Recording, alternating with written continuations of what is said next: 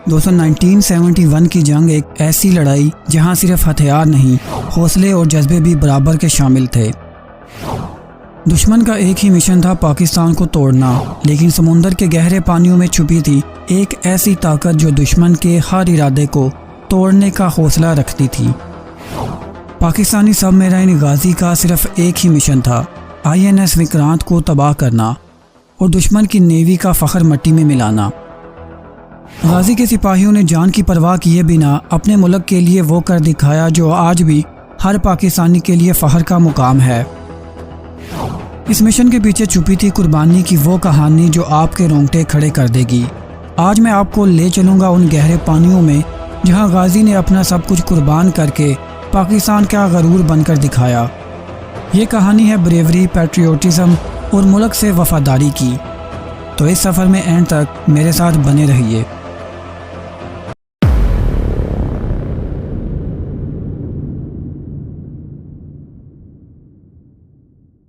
दोस्तों इस सबमरीन को 1944 में लॉन्च किया गया था। वर्ल्ड वार 2 के दौरान अमेरिकी बहरिया ने इसे बनाया और जंग में इस्तेमाल किया। ये उन 29 टेंच क्लास मराइन्स में से एक है जिन्हें 1944 से 1951 के टाइम पीरियड्स के दौरान बनाया गया था। शुरू में इसे USS डियाब्लो का नाम दिया गया। इसे लंबी रेंज और फास्ट अटैक करने वाले जहाज़ के तौर पर डिज़ाइन किया गया था। यह जंग के बाद 1960 की दहाई के अवाइल तक अमेरिकी बहरिया में एक्टिव रही।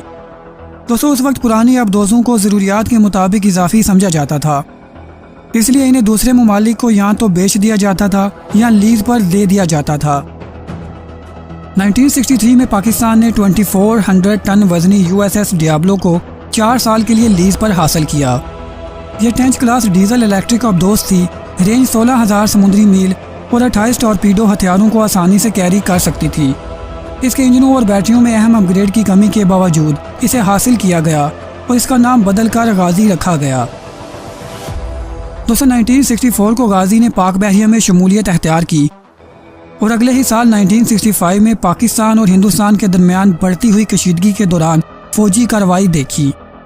ये एशिया और पाकिस्तान की सबसे पहली जंगी अबदोज़ थी और जंग के दिनों में पाकिस्तान के लिए अनमोल थी।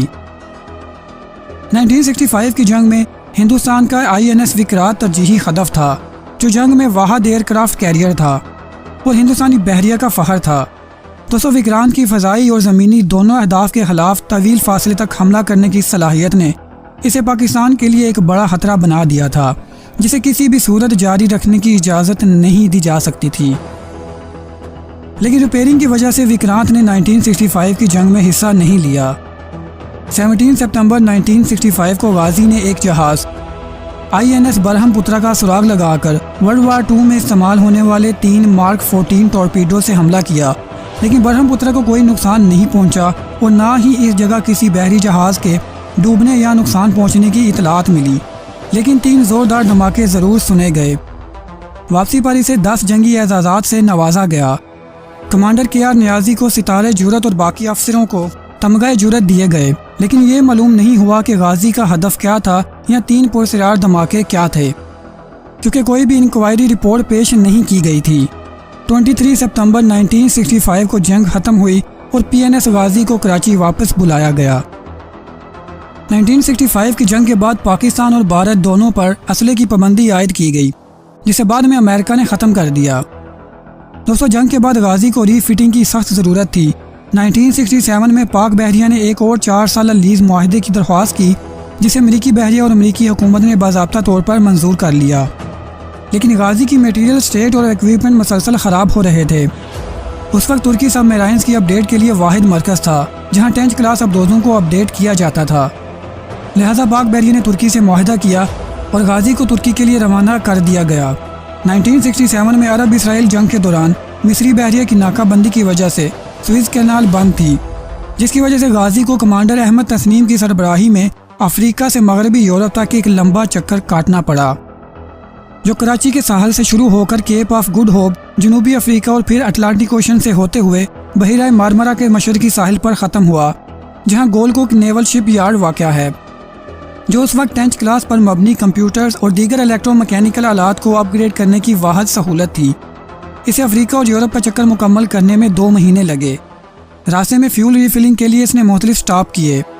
इसके मिलिट्री कंप्यूटर्स की रीफिटिंग और मिड लाइफ अपग्रेडिंग पर $1.5 मिलियन की लागत आई। दोस्तों ये प्रोग्राम 1968 में शुरू हुआ और अप्रैल 1970 में ख़त्म हुआ। ये भी ख्याल किया जाता है कि वर्ल्ड वार II के दौर की अमेरिकन मेड गैर मौजू MK-10 और MK-14 नेवल माइंस तुर्की से खुफिया तौर पर खरीदी गई थी। रीफिट के बाद गाजी जंग का एक ज़बरदस्त हथियार थी। ये 28 टॉर्पीडोज को ले सकती थी और अब नेवल माइंस भी बिछा सकती थी, जिससे ये दुश्मन की बंदरगाहों की नाकाबंदी कर सकती थी और फिर समुद्री सफ़र के लिए भी अच्छी तरह तजर्बाकार थी।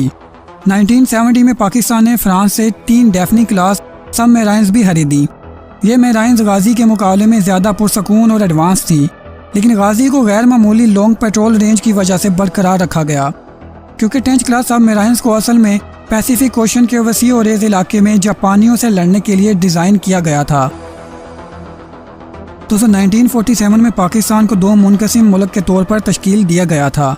मगरबी पाकिस्तान जो आज का मौजूदा पाकिस्तान है और एक दूर दराज इलाका 3 तरफ से भारत से घिरा हुआ मशरकी पाकिस्तान जो आज का मौजूदा बांग्लादेश है। मशरकी पाकिस्तान का एक गिरोह नस्ली बंगाली इस बात से नाराज़ था कि मगरबी पाकिस्तान ने कैसे मुल्क पर कब्जा किया हुआ है। पाकिस्तानी फ़ौज की अक्सरियत भी मगरबी पाकिस्तान से ही थी। लिहाजा 1970 के मुतनाज़ इंतखाबात के बाद मशरकी पाकिस्तान में शोरश शुरू हुई और 1971 के मौसम गर्मा तक हज़ारों बंगाली पनाह गज़ीन सरहद पार से भारत में दाखिल हुए और बिलाहर भारत ने बंगाली बागियों की फ़ौजी हमायत करने का फ़ैसला किया। इस तरह 1971 की जंग का आगाज़ हुआ। दोस्तों 1971 की जंग में गाजी के ज़िम्मे 2 मिशन लगाए गए। बुनियादी मिशन INS विक्रांत को तलाश करना और तबाह करना और दूसरा मिशन विशाखापट्टनम के आसपास के इलाकों में बारूदी सुरंगों का जाल बिछाना, जो उस इलाके की वाहिद बड़ी बंदरगाह थी।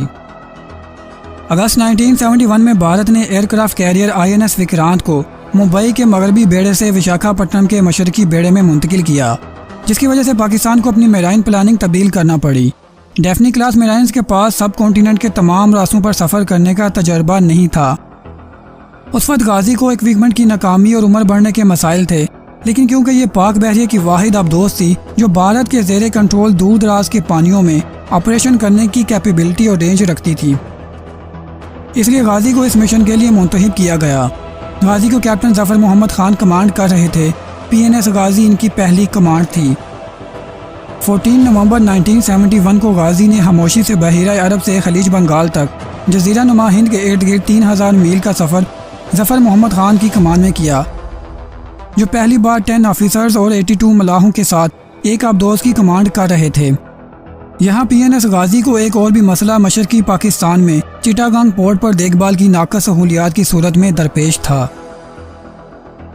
16 नवंबर को गाजी ने पाक बहरिया के ऑपरेशंस हेडक्वार्टर से रब्ता किया और मुंबई के साहिल से तकरीबन 250 मील दूर भारत के मगरबी साहिल पर अपनी पोजीशन दी। 4 दिन बाद ये 20 नवंबर 1971 को खलीज बंगाल में चली गई। ऑर्डर मिलते ही 23 नवंबर को विक्रांत की तलाश शुरू हुई।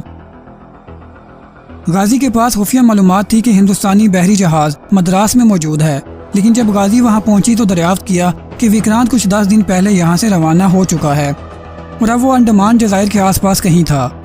लिहाजा गाजी के लिए खुले समुद्र में विक्रांत को तलाश करने का कोई इम्कान नहीं था। तो कैप्टन खान ने विशाखापट्टनम के दाखिली रास्ते पर बारूदी सुरंगें बिछाने के अपने दूसरे मिशन को शुरू करने का फैसला किया। इन्हें उम्मीद थी कि वो विक्रांत को पकड़ लेंगे जब भी वो इंडियन पोर्ट पर वापस आएगा। ये पोर्ट की माइनिंग के लिए भी एक मुनासिब लम्हा था, क्योंकि भारतीय बहरिया के बहुत से जहाज़ यहाँ लंगर अंदाज थे जिन्हें आसानी से यहाँ ट्रैप किया जा सकता था। लेकिन दोस्तों बदकिस्मती से गाजी कभी भी अपना मिशन कंप्लीट नहीं कर पाई। ये 4 से 5 दिसंबर की रात विशाखापट्टनम के साहिल पर एक धमाके के साथ डूब गई, जिसमें मौजूद 92 अफराद शहीद हुए। हिंदुस्तान और पाकिस्तान दोनों ने गाजी के नुकसान की तहकीकात की और दोनों बहुत मुख्तलिफ नताइज पर पहुँचे। दोस्तों हिंदुस्तानी बहरिया के मुताबिक गाजी को INS राजपूत ने निशाना बनाया और गर्क किया। दर हकीकत हिंदुस्तानी बहरिया कुछ अरसे से गाजी की तलाश में थी। इंडियन वर्जन के मुताबिक इन्होंने एक सिग्नल को कैच किया जिसमें मशरकी पाकिस्तान की चिटागांग पोर्ट को सबमरीन ग्रेड ऑयल तैयार करने की हिदायत की गई, जो सिर्फ सबमरीन्स में इस्तेमाल होता है और ये गाजी के अलावा कोई और आबदोज नहीं हो सकती। गाजी का बे ऑफ बंगाल में होने का यकीन करते हुए राजपूत के कप्तान को गाजी के शिकार करने का काम सौंपा गया। सतह पर गड़बड़ देखते हुए राजपूत के कैप्टन इंदर सिंह ने 2 मार्क 6 डेप्थ चार्जेस शुरू करने का हुक्म दिया। कुछ ही देर बाद नीचे से एक ज़ोरदार धमाका हुआ और कैप्टन सिंह ने इतला दी कि इसे यकीन है कि इसके जहाज़ ने एक सबमरीन को डुबो दिया है। भारतीय अकाउंट के मुताबिक गाजी ने जंगी जहाज़ से बचने के लिए इमरजेंसी डाइव लगाई जब ये हिट हुई, जिससे ये नीचे की तरफ डूबती चली गई। लेकिन दोस्तों, दूसरी तरफ पाकिस्तानी बहरिया इस तहकीक से मुतमिन नहीं थी। पाकिस्तान का ख्याल था कि जहाज़ पर एक हादसा गाजी के नुकसान का बायस बना। ये पुरतशद्दुद तौर पर फटने वाली बहुत सी चीज़ें अपने साथ कैरी करती हैं और ज़्यादातर सामान जो इन्हें पानी के अंदर चलने में मदद करता है वो भी तबाहकुन नुकसान का बायस बन सकता है। पाकिस्तान ने यह नतीजा अखज़ किया कि अंदरूनी धमाका हुआ था। यहाँ तो मेराइन की इलेक्ट्रिक बैटरियों की रिचार्जिंग के दौरान हाइड्रोजन गैस की वजह से हुआ, यहाँ टॉर्पीडो और बारूदी सुरंगें बिछाने के दौरान हादसा हुआ। पाकिस्तानी तहकीकाती टीम के मुताबिक गाजी जो टॉर्पीडो कैरी कर रही थी वो कभी कभी फायर होने के बाद पानी के अंदर एक बड़े सर्कल में चलते हैं। इस तरह हो सकता है कि गाजी अपने ही फायर किए हुए टॉर्पीडो से हिट हो गई।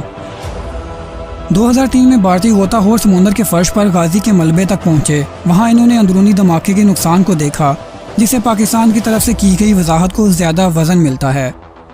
लेकिन ये आज तक वजह नहीं हो सका कि गाजी के साथ असल में क्या हादसा रूनुमा हुआ था। लेकिन दोस्तों, जो भी हो, गाजी दोनों मुल्कों की जंग में हार गई